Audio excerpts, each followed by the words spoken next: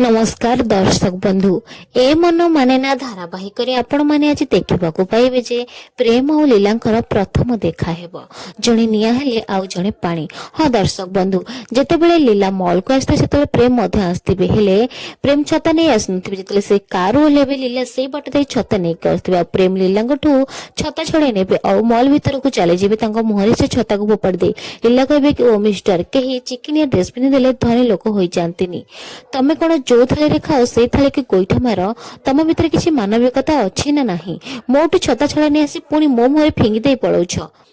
एहा परे प्रेम किसी टंका बाहर कर लीला हाथ रे धरे देबे आ कहिबे कि एई नियो एई पैसा तम छता भांगिया पई आ तम ओदा हेबा पई।